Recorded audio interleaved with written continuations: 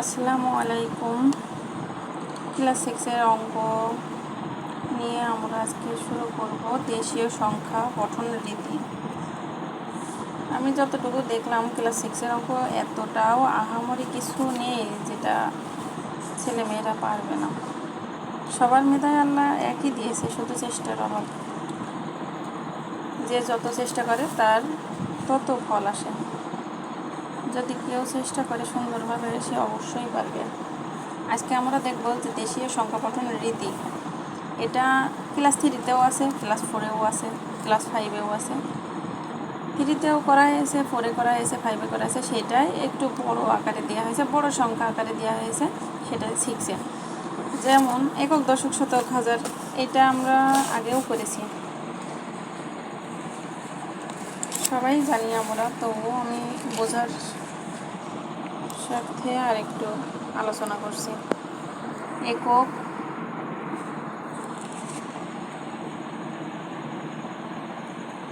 দশক,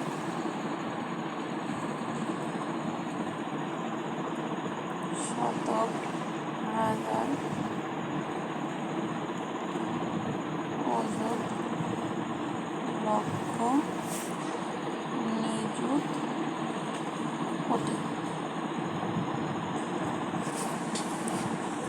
একক, দশক, শতক, হাজার, অযুত, লক্ষ, নিযুত, কোটি। এটা টানা মুখস্থ করতে হবে। একক, দশক, শতক, হাজার, অযুত, লক্ষ, নিযুত, কোটি। এটা আমরা সবাই জানি। এখানে বোঝার আরেকটু বিষয় আছে। এই যে অযুত এবং হাজার, এই দুইটা মিলে হাজার, এবং নিযুত এবং লক্ষ, এই দুইটা ঘর মিলে লক্ষর ঘর। মনে রাখতে হবে আমাদেরকে। যখন আমরা বলবো যে 2000, 2000,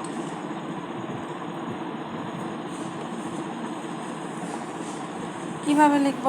এটা কথায় লেখা, এটা আমরা অঙ্কে লিখব।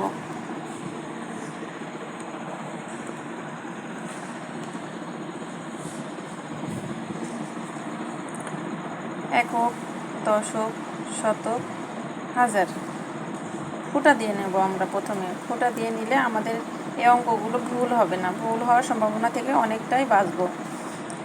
একক, দশক করে আমরা আগে ফুটা দিয়ে নেব। একক, দশক, শতক, হাজার। যেহেতু 2000, হাজারের ঘরটা কোথায় আমাদের পড়ছে সেটা আমাদের খেয়াল রাখতে হবে।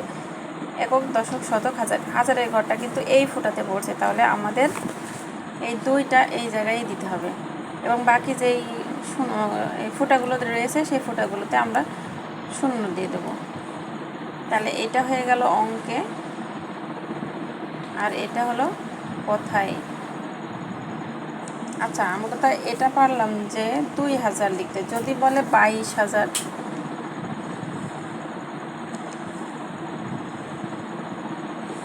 এটা কিভাবে লিখব? এটার ক্ষেত্রেও আবার আমরা একক, দশক করে লিখব। একক, দশক, শতক, হাজার, ফোটা দিয়ে নিয়েছে হাজার পর্যন্ত। যেহেতু বলেছে 22,000, সেহেতু এই হাজারের পাশে আমাদের আরেকটা ঘর লাগবে। হাজারের পাশে আমরা এর আগে যে দেখেছিলাম যে হাজারের পাশে কার অবস্থা, হাজারের পরে অযুতের। তাহলে অযুত এবং হাজার, এই দুইটা মিলে হাজারের ঘর। তাহলে যদি আমরা 22,000 দিই, তাহলে এখানে 2, এখানে 2, 2 10 2 22, 22 দিয়ে 3টা শূন্য, 22,000। আশা করি বুঝতে পেরেছেন। আবারও বলি, যখন বলে 2000, 2 দিয়ে 3টা শূন্য। যদি বলে 22,000, তাহলে 22 দিয়ে 3টা শূন্য। হাজার বলতেই 3টা শূন্য, হাজার বলতেই 3টা শূন্য। এটাও একটা সহজ পদ্ধতি। আবার যদি কেউ না বোঝে, সেক্ষেত্রেও একক, দশক করে লিখতে পারে। একক, দশক, শতক, হাজার। তাহলে 2000 যদি বলে, হাজারের ঘর তো একটাই আছে, তাহলে হাজারের ঘরে এখানে 2 হবে। আর যদি বলে 23,000, 30,000, 35,000, সেক্ষেত্রে এখানে আমাদের আরেকটা ঘরের প্রয়োজন হবে। এখানে যত ঘর থাকবে তত সংখ্যা লিখতে হবে। এখন আমরা আর একটু প্র্যাকটিস করি। অধ্যায়তে আছে যেমন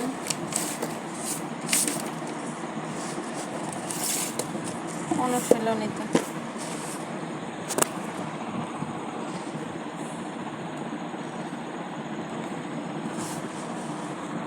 এই যে অনুশীলনী, 1.1 এই যে ক নম্বরে যেটা আছে অনুশীলন, ক নম্বর আছে নিচের সংখ্যাগুলোকে অঙ্কে লেখো, অঙ্কে লিখতে বলেছে। এখানে কথায় লেখা আছে এবং এই সংখ্যাগুলোকে অঙ্কে লিখতে হবে। প্রথমে যেরকম বলেছে 20,070, তাহলে আমরা এটা কথায় কীভাবে অঙ্কে কীভাবে লিখব, ওইটার মতোই আগে ফুটা দিয়ে নেব। একক, দশক, শতক, হাজার। বলেছে 20,070, তাহলে হাজারের ঘরটা কোনটা আমাদের? একক, দশক, শতক, হাজার। এইটা কিন্তু হাজারের ঘর, তাহলে 20,000। এটা কিন্তু শূন্য লাস্টে, আর দুই এই পাশে রয়েছে। তাহলে হাজার যদি হয় তাহলে হাজারের ঘরে কিন্তু ফোঁটা পড়ছে এইটা, আর তার পাশে এটা কিন্তু অযুত। তাহলে 20,000 যখন হবে তাহলে এই জায়গায় শূন্য হবে আর এই পাশে 2 হবে, 20,000 হয়ে গেল। তারপরে বলেছে কি 70, 70 সাথে শূন্য 70, সাথে শূন্য 70। তাহলে 70 যখন হয় এটা এককের ঘর, এটা দশকের ঘর, কারণ 7 10, সাথে শূন্য 70। তাহলে এই জায়গায় শূন্য দেব আর এই জায়গায় 7 দেব, আর একটা ঘর কিন্তু আমাদের ফাঁকা থাকছে, এই জায়গায় আমরা শূন্য দেব। তাহলে সংখ্যাটা আমাদের কত দাঁড়ালো? 20,070। আশা করি বুঝতে পেরেছেন। আবার আর একটা আমরা প্র্যাকটিস করি। এখানে যেমন বলছে 55,000,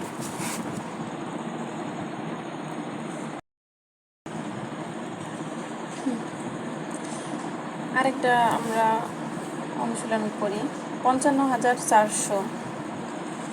এই সংখ্যাটাকে আমরা অঙ্কে কীভাবে লিখব? এক্ষেত্রেও কিন্তু একই নিয়ম, সেম নিয়ম। একক, দশক করে লিখে নেব। একক, দশক, শতক, হাজার। 55,000, 5 10 5 55, তাহলে 55, 5 হাজারের ঘরে আর 5 এই পাশে একটা 55,000, 55,400, 400। তাহলে শত বলেছে, শতকের ঘর কোনটা হবে? একক, দশক, শতক। শতকের ঘর কিন্তু এই যে ফোঁটা যেখানে আছে সেটা শতক, তাহলে 4 দিলাম, আর 2টা ঘর কিন্তু আমাদের ফাঁকা থাকলো। এককের ঘরে কোনো সংখ্যা বলেনি, যখন না বলবে তখন কোনো সংখ্যা লিখতে হবে না, সেখানে শুধু শূন্য দিলেই হবে। তাহলে সংখ্যাটা আমাদের এটা আসে 55,400। এভাবে যদি কয়েকটা অনুশীলন করেন তাহলে আশা করি পেরে যাবেন। একই নিয়ম, সেম নিয়ম। এখানে যত নিয়ম আছে, এই যে কোটি, লক্ষ, এখানে যতগুলো নিয়ম আছে সব একই নিয়ম। একটু আমরা যদি কঠিনের দিকে যাই,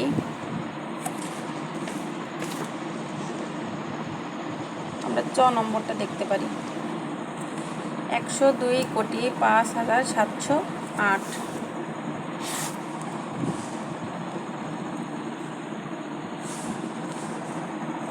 এখানে যেহেতু কোটি পর্যন্ত এসেছে, তাহলে কোটি পর্যন্ত আমাদের আগে ফোঁটা দিয়ে নিতে হবে। একক, দশক, শতক, হাজার, অযুত, লক্ষ, নিযুত, কোটি। 102 কোটি। 102 কত হয়? 102, তাই না? 2 কোটি, তাহলে 2 কোটির ঘরে কিন্তু 2 থাকবে। তাহলে এইটা যদি ওই কোটির ঘর হয় আমাদের, তাহলে 2 এই জায়গায় থাকবে আর তার পাশে এটা থাকবে 102 কোটি। 5,000, তাহলে হাজারের দেখি ফোঁটাটা কোন জায়গায় পড়েছে? একক, দশক, শতক, হাজার। এটা হাজারের ঘর, তাহলে হাজারের ঘরে বলেছে যে 5,000, তাহলে 5 এই জায়গায় বসবে 5,000। 700, তাহলে শতকের ঘর কোনটা দেখতে হবে? একক, দশক, শতক, এটা শতকের ঘর, তাহলে 700। 8 বলেছে, তাহলে এককের ঘরে 8, তাহলে এককের ঘর এইটা 8, আর বাকি যে সংখ্যাগুলো থাকছে, এই যে ঘর যেগুলো থাকছে সেগুলো শূন্য বসাই দেবো আমরা। তাহলে সংখ্যাটা আমাদের এরকম হবে 102,05,708। সবাই একটু যদি চেষ্টা করেন তাহলে সবাই পেরে যাবেন আশা করি। তাহলে আমাদের দেশীয় সংখ্যা পঠনের রীতি এখানে বোঝার এতটাও কিছু নেই, যতটুকু ছিল ততটুকু বুঝিয়েছি। আরেকটা বিষয় যেমন কমা বসানো নিয়ে আছে, কমা বসানোটা আগামী ভিডিওতে দেখাবো আমরা। আজকে এই পর্যন্তই, ধন্যবাদ সবাইকে।